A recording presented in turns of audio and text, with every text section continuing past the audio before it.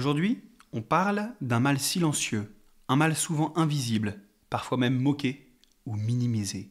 Pourtant, il ronge lentement, profondément, le bore-out. Et pour parler du bore-out, je vous propose de vous lire 3 témoignages qu'on a reçus ces dernières semaines. Merci d'ailleurs à vous tous, chers auditeurs, de nous faire parvenir vos témoignages, vos questions, vos expériences vécues qui nous permettent de discuter ensemble de ces sujets qui nous concernent tous. Le premier témoignage, c'est celui d'Amélie. Ce n'était pas du stress, ce n'était pas un burn-out, c'était autre chose, un vide. J'avais du temps, trop de temps. Je traînais sur des fichiers Excel que personne ne lirait. J'ouvrais des mails juste pour faire semblant. Chaque jour, je me demandais à quoi servait ce que je faisais. Et la réponse restait la même. À rien. Et plus je me taisais, plus je m'éloignais de moi. Je souriais en réunion, mais à l'intérieur, je me fanais. Deuxième témoignage, celui de Muriel. J'occupais un poste stable, bien payé, dans une belle boîte. Sur le papier, j'avais tout pour être bien. Mais concrètement, mes journées étaient vides. On ne me confiait plus de missions stimulantes. J'étais là physiquement, mais plus mentalement. Je faisais semblant d'être occupé, de remplir des tâches inutiles, juste pour avoir l'air actif. Et quand j'en ai parlé autour de moi, on m'a dit que je devrais être contente d'avoir un job. Troisième témoignage, celui de Kevin. J'en pouvais plus. Chaque matin, c'était la boule au ventre. Pas parce que j'étais surmené, non. Parce que je m'ennuyais à crever. Personne ne voyait rien parce que j'étais calme, entre guillemets. Mais moi, j'étouffais. Je passais mes journées à faire semblant, à cliquer, à sourire, à meubler le vide. C'est pas ça le travail, c'est pas ça la vie. Et ce silence, cette invisibilité, c'est ça qui m'a bouffé. J'ai mis du temps à poser les mots dessus, mais c'était là, le bore-out, j'étais en plein dedans. Voilà 3 témoignages qui peut-être nous touchent, on se reconnaît peut-être dans ces situations. Et avec nous aujourd'hui pour éclairer ce phénomène trop souvent ignoré, Lola, psychologue du travail. Bonjour Lola. Alors peut-être pour introduire cette notion de bore-out, vous pouvez nous dire ce que c'est concrètement, parce qu'on parle beaucoup de burn-out, ça maintenant je pense qu'on commence à connaître, mais on parle moins du bore-out. Qu'est-ce que c'est ? Oui, tout à fait. Alors le burn-out, c'est un malaise psychologique lié au travail qui se caractérise par un fort sentiment d'ennui, de stagnation, un manque de défi, un manque de challenge, pardon. C'est vraiment l'ennui le plus total dans son poste de travail, dans les missions qu'on peut avoir, ou les non-missions en l'occurrence. D'accord, ok. Et pourquoi est-ce que c'est si peu reconnu aujourd'hui ? Pourquoi est-ce qu'on n'en parle pas vraiment ? Alors pour une raison assez simple, c'est qu'en fait le bore-out est un concept relativement nouveau. Les psychologues et les chercheurs en sciences humaines ont commencé à mettre le doigt sur ce phénomène dans les années 2000 et les premiers ouvrages sont parus 2007 en Suisse il me semble et 2010 en France. Donc en fait c'est un concept qui a mis du temps à naître et puis derrière il faut le temps de le vulgariser et de le démocratiser, ce qui explique qu'aujourd'hui c'est finalement assez peu connu, en tout cas moins que le burn-out. Ok, d'accord. Et on peut en souffrir parce que comme ça, vu de l'extérieur, on pourrait se dire oui, le burn-out, on peut comprendre que ça génère un stress et que vraiment ce soit quelque chose de difficile à vivre parce que c'est oppressant, c'est fatigant. Mais le burn-out, est-ce que réellement on peut en souffrir ? Ça peut être pesant ? Oui, tout à fait. En fait, il faut imaginer le cerveau humain comme une machine, et une machine qui ne travaille pas, elle se grippe. Voilà. Et en fait, sur le bore-out, on est vraiment dans ce système-là où on a un manque de sens, on ne comprend pas pourquoi est-ce qu'on va au travail le matin, le cerveau ne fonctionne plus. Et en fait, c'est ça qui va entraîner un réel sentiment d'épuisement chez le travailleur. Ouais, oui. Et je pense aussi, vous me dites si je me trompe, mais que un des sentiments qui va générer ce stress et ce mal-être, c'est peut-être la culpabilité, finalement, de se dire, finalement, je sers à quoi, comme on a pu le lire dans les témoignages. Tout à fait. Il y a cette question du je sers à quoi, mes tâches servent à quoi, mon organisation sert à quoi, et aussi je sers à quoi dans cette organisation. Et en fait, quand la réponse est je ne sais pas ou à rien à toutes ces questions, effectivement, il y a un vrai sentiment de mal-être qui arrive. Eh oui, c'est ça. Et est-ce que ça peut concerner toutes les catégories, salariés, cadres, fonction support, entrepreneurs, est-ce qu'on peut tous passer par là ? Oui, tout à fait. Et en fait, pour la simple raison qu'on a tous nos stimuli intellectuels qui peuvent varier au cours de la vie. Et donc, en fait, tout stimuli peut devenir ennuyant à un moment donné, ou tout manque de stimuli peut devenir ennuyant. D'accord. Donc ça peut considérer absolument tout le monde. Ok, donc on fait bien alors d'identifier ce mal-là, hein. Je pense qu'on a bien défini, du coup, on a bien compris ce qu'est le bore-out. Comment maintenant reconnaître, agir, rebondir, c'est la suite, hein, de ce podcast. Déjà, les signaux qu'on peut identifier, c'est quoi les signes qu'on est en bore-out ou qu'on s'en rapproche? Alors, ça va être un manque de stimulation, un ennui, une façon, un moment où on se lève le matin, on ne sait pas pourquoi on y va. On n'a pas de mission, on n'a pas de but. Ça va être le premier signal en fait qu'on peut repérer. D'accord. Ok. Moi, je me dis aussi qu'il y a des petites choses concrètes, mais si on se rend compte que des fois, en fait, on vient de passer 10 minutes, une demi-heure à rien faire, ou alors qu'on essaye de simuler une activité, par exemple, pour essayer de se rassurer. Ça peut aussi être des symptômes que, attention, on va vite s'ennuyer et ça peut nous emmener sur une pente dangereuse. Complètement. Ça peut tout à fait être ça, ou également se rendre compte qu'en fait, dans sa journée, pour meubler 2-3 heures où on ne sait pas quoi faire, on va aller traîner dans les couloirs, voir des collègues, parce qu'en fait, concrètement, on n'a pas de mission. Donc, on va meubler le temps un peu avec ce qu'on peut, et ça, c'est un des signaux aussi. Ouais. D'accord, ok. Lola, c'est toujours évident à repérer soi-même? Pas forcément. Pas forcément. Alors on peut, en se posant des questions, il y a des personnes qui ont la capacité de repérer ça dans leur comportement au travail. Après, ça peut aussi être des signaux donnés par l'entourage. Des mots assez simples comme en ce moment, je te sens moins enjoué, en ce moment, il y a moins d'énergie, ou des choses qu'on peut aussi ressentir, du coup. Ouais, et puis j'imagine qu'il y a aussi un sentiment un peu d'orgueil. On n'a peut-être pas envie aussi d'assumer ou d'avouer que finalement, entre guillemets, hein, notre travail est inutile, ou en tout cas est pas suffisamment utile. Alors avec des guillemets, hein, parce que effectivement, ce sont des sentiments, mais peut-être que se l'avouer, c'est déjà difficile aussi. Complètement, et puis dans ce que vous dites, il y a aussi une question de pression sociale, c'est-à-dire que socialement, il est important d'avoir un travail qui est valorisé, un travail qui nous prend du temps, un travail où on fait quelque chose, et il peut y avoir un sentiment de honte, en fait, tout simplement, à dire, en fait, moi, dans mon travail, je m'ennuie, et on me demande de rien faire. Et ça renvoie aussi à la question de sa propre compétence. Pourquoi est-ce que je ne fais rien? Est-ce que c'est parce que je ne suis pas compétent?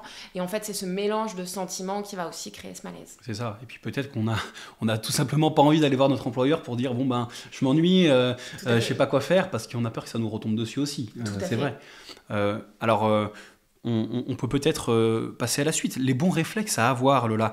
Qu'est-ce qu'on peut faire à partir du moment où on perçoit les premiers signaux, donc d'ennui, on l'a évoqué. Qu'est-ce qu'on peut faire déjà? On en parle. Ce serait, s'il devait y avoir un leitmotiv, ce serait celui-là, ce serait d'en parler. Alors à qui? En fait, aux personnes déjà avec qui on va se sentir en confiance.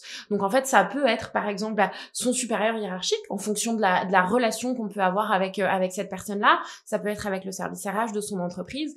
Et après, on le répétera jamais assez, les professionnels de santé. Voilà, le médecin généraliste, la médecine du travail, un psychologue ou une psychologue, peu importe. Voilà, c'est vraiment en parler aux bonnes personnes avec qui on se sent en confiance. On peut aller consulter un psychologue du travail quand on est touché par ces symptômes? Tout à fait, tout à fait. Alors, c'est peut-être l'occasion pour vous de nous expliquer un petit peu davantage en quoi consiste votre travail, ce travail de psychologue du travail. Ouais. Concrètement, qu'est-ce que vous apportez aux salariés, aux personnes qui vivraient ce type de situation? Oui, bien sûr. Alors déjà, on apporte un espace qu'on va appeler safe, voilà, un lieu de parole où on peut accueillir en fait tout le ressenti et mettre des mots, le fait qu'une personne extérieure, donc le psychologue, puisse mettre des mots sur le ressenti de la personne. Et après, on rentre dans un travail plus introspectif et plus d'accompagnement à proprement parler. Alors, je vais pas revenir là dans le détail de tout ce qu'on peut faire dans le cadre d'un accompagnement, mais voilà, accompagner la personne en tout cas à mettre des mots, à aller mieux et à avancer sur ces sujets. D'accord, ok, intéressant. Alors ça, c'est peut-être les réflexes à avoir dès qu'on sent qu'on commence à rentrer dans cette forme finalement de mal, hein, le burn-out. Maintenant, une fois qu'on l'a identifié, une fois qu'on en a parlé, comment se faire accompagner efficacement? Comment retrouver une vie professionnelle épanouie? Oui. Alors, question hyper intéressante. En fait, dans ce cas-là, moi, je conseillerais d'aller venir identifier ce qui nous fait vibrer dans un emploi, venir identifier ce qui fait, alors ce que nous, on appelle des leviers motivationnels, donc en fait, ce qui fait qu'on a envie de se lever le matin, ce qui fait qu'on est content le soir quand on rentre chez soi, venir identifier des valeurs qui peuvent être profondes chez nous. Et donc, pour ça, il y a plusieurs outils, le bilan de compétences en fait partie, mais ça peut aussi être un accompagnement par divers professionnels, comme j'en ai déjà parlé. Ouais, d'accord. Maintenant, la question que je me pose, c'est si là, parmi les auditeurs, il y en a qui se sentent concernés, est-ce que ça veut forcément dire, ok, c'est foutu, mon travail actuel, ça ne le fait plus, il faut forcément que je me reconvertisse ou que j'aille voir ailleurs. Est-ce qu'on peut réapprendre à aimer son travail et à se sentir efficace dans son travail? Alors oui, sur le principe. Après, il faut bien identifier que dans un bore-out, en fait, ce qui est vraiment problématique, c'est le manque de mission, c'est le manque de stimulation. Et donc, en fait, si l'employeur n'est pas en capacité de donner plus de stimulation à l'employé, la situation ne va pas se résoudre. Ok. Voilà. Moi, je pensais aussi à quelque chose, Lola, vous me direz si ma perception est bonne, mais je trouve que le bore-out, c'est propre à la France, ou en tout cas des pays comme le nôtre. J'illustre, mais quand on est dans d'autres pays qui sont pas très loin, l'Italie, l'Espagne, où il y a des crises, on se pose pas cette question de savoir si on est bien au travail ou pas, parce que c'est tellement difficile. Notre moteur, vous parlez de stimuli, c'est tout simplement déjà de ramener de l'argent, et des fois on va cumuler plusieurs emplois pour pouvoir se nourrir, se loger, se vêtir.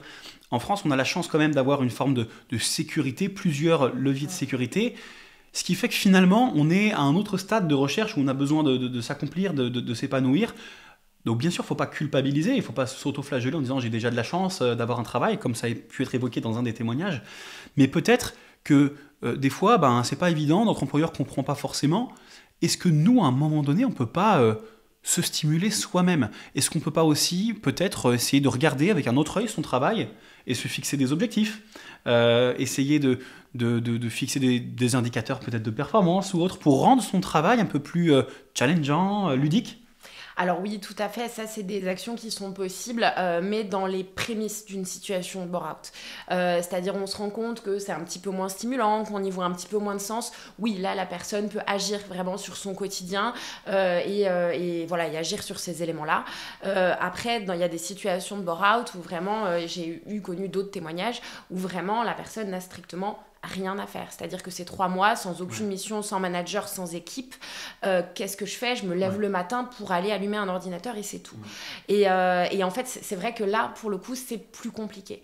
Et après, ça dépend aussi des types d'emplois parce que dans bore-out, il y a ennui. Alors, il y a ennui de rien faire, mais il peut y avoir aussi ennui lié à la redondance de ce qu'on fait. On peut tout à fait imaginer un employé en industrie qui, alors je caricature énormément, mais qui visserait des boulons sur une plaque toute la journée pendant 3 ans, en fait là c'est la stimulation intellectuelle qui lui manque et son cadre de travail ne lui permet pas de l'avoir. D'accord, ok. Voilà, donc en fait il y a toujours des petites nuances à apporter. Ouais, d'accord. Non, mais c'est très intéressant. Je pense qu'il y a un équilibre en fait à trouver et il y a des questions à se poser si on se rend compte que finalement dans l'environnement de travail dans lequel on est, il n'y a rien à quoi se raccrocher pour rendre intéressant ce qu'on fait. Effectivement, peut-être qu'on va choisir d'aller regarder un petit peu ailleurs ou de se remettre en question, de repenser un petit peu aussi ce qui nous fait vibrer, comme vous l'avez dit tout à l'heure. Et le bilan de compétences, c'est un bon outil pour ça. Peut-être aussi que c'est intéressant de se fixer un vrai objectif aussi de carrière, de progresser pour monter en compétences. Il y a la formation aussi qui permet aussi d'avancer. Et se sentir avancé, c'est finalement l'inverse de se sentir stagné. Et je pense que la stagnation, c'est aussi quelque chose qui impacte l'ennui et finalement qui peut mener au burn-out. Complètement, et j'allais justement ajouter l'action amène l'action en fait, et la stagnation inversement. Et en fait c'est vrai que être capable de se remettre en action par un bilan de compétences, par un accompagnement, par une formation, par un objectif, c'est déjà une première mise en action pour avancer vers d'autres choses derrière. Oui, excellent. Très bien, merci beaucoup Lola pour toutes ces idées. Peut-être qu'on peut aborder les difficultés ou les freins parce que voilà, on va pas se voler la face. Il peut y avoir des rechutes où tout peut ne pas être facile dans le processus finalement de retour à l'épanouissement, au bien-être professionnel. On l'a dit, on observe des symptômes, on les traite, on se fait accompagner, un peu comme une maladie quelque part. Mais quels sont les freins qu'on peut d'ores et déjà anticiper ou les obstacles qui se dresseront sur le chemin de l'épanouissement C'est bien, je pense, hein, de les identifier Ouais. pour pas qu'on se décourage. Si jamais on est dans ce processus, on sait qu'ils seront là. Lesquels? Lesquels? Alors lesquels, eh ben, finalement, ça va vraiment dépendre de l'individu qu'on est. Donc ça, c'est très varié. Ça va être compliqué de faire une liste exhaustive. Mais ça peut être des freins liés, ben, comme je le disais, un peu en amont, mais à la perception sociale. Être capable de se dire, ok, j'ai un emploi, je suis en CDI, je suis bien payée, mais pourtant, je suis pas bien dans ce que je fais. Déjà, être capable de surmonter ça, c'est déjà un frein énorme. Et après, on peut avoir des freins liés plutôt à des aspects matériels. Voilà, de dire, ok, comment est-ce que je fais? Est-ce que j'ai le courage de quitter ça? Parce que ben, dans le travail, il y a quand même un aspect financier forcément. Voilà, il y a tous ces freins-là auxquels on peut être confronté. Et potentiellement aussi le frein de je ne sais pas comment faire, je suis perdue, je ne sais pas comment me faire accompagner. Et donc c'est là que je conseillerais ben, d'aller vers des professionnels qui vont servir à ça justement. Ok, d'accord. Donc vraiment l'accompagnement. Je pense aussi que voilà, dans le processus de retour à l'épanouissement, il y aura forcément de temps en temps quand même un sentiment de culpabilité qui pourra revenir, parce qu'on peut se dire après tout, pourquoi moi je me plains de m'ennuyer au travail, comme on l'a dit tout à l'heure, la perte de confiance aussi, la peur du changement, le regard des autres aussi, se dire bah voilà, je me suis fait accompagner, je me suis fait aider parce que j'étais en bore-out, comment vont me voir les autres, mon entourage, peut-être mon employeur, mes collègues. Voilà, ça risque d'arriver. Donc peut-être un conseil qu'on peut donner, c'est travailler là-dessus, sur la confiance en soi, sur l'estime de soi, sur le regard des autres. Vous en pensez quoi? Tout à fait, c'est très important. Et puis, ce qui est, je pense, important à dire, même essentiel, c'est qu'en fait, on n'est pas seul dans une organisation de travail. On est une partie de l'organisation de travail et il y a tout ce qui va autour. Et donc, en fait, c'est pas de notre faute si on est en bore-out. Et ça, je trouve que c'est très, très important de le dire. Et parce que du coup, si c'est pas notre faute, enfin, c'est pas que notre faute. Bien sûr. Voilà. Bien sûr, bah, je pense qu'on peut rester sur ce mot-là parce que je pense que c'est la culpabilité qui fait souffrir dans le burn-out, ce sentiment de culpabilité, au-delà de l'ennui. Donc je pense qu'on peut rester là-dessus pour rester sur une note positive, effectivement, ne pas culpabiliser. Si vous êtes concerné, si vous êtes en burn-out, ne culpabilisez pas, au contraire, il y a beaucoup de choses à faire pour se reprendre en main. Le burn-out, il est réel, il abîme, mais il est possible de s'en sortir. Donc si vous êtes concerné, si vous vous sentez sur la pente du burn-out, réagissez, euh, identifiez ces symptômes, faites-vous accompagner, prenez le temps de vous réaligner avec vous-même et surtout redonner du sens à votre vie professionnelle.